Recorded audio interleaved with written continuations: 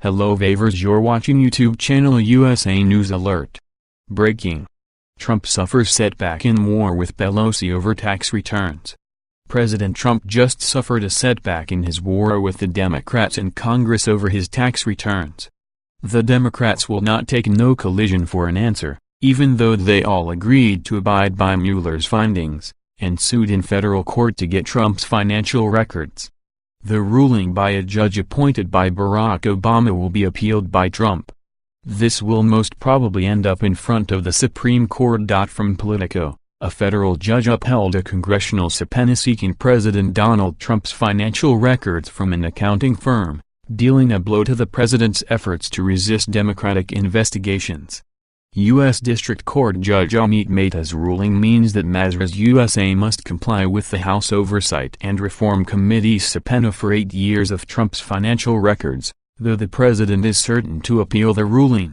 The president filed suit last month to block the subpoena, arguing that it amounted to an abuse of congressional authority. From Law.com, courts have grappled for more than a century with the question of the scope of Congress's investigative power. The binding principle that emerges from these judicial decisions is that courts must presume Congress is acting in furtherance of its constitutional responsibility to legislate and must defer to congressional judgments about what Congress needs to carry out that purpose. To be sure, there are limits on Congress's investigative authority.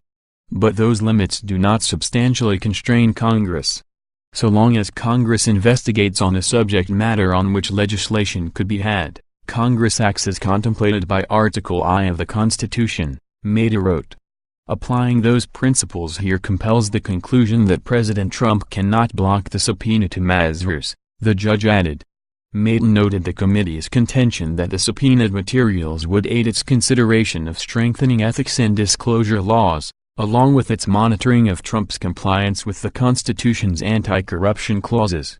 These are facially valid legislative purposes, and it is not for the court to question whether the committee's actions are truly motivated by political considerations, Mehta said.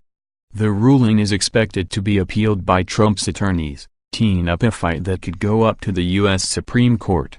Mehta on Monday refused to put his ruling on hold pending any appeal from Trump.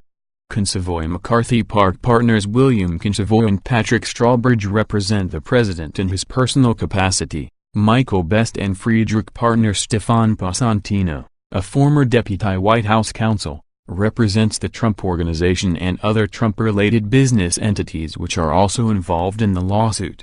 Still, Mehta's ruling delivers a key win to the Democratic majority in the U.S. House. The subpoena is just one of many the House has issued since Democrats took control of the chamber in January. The Trump administration has resisted those demands, setting up protracted court tussles between the two branches on multiple fronts.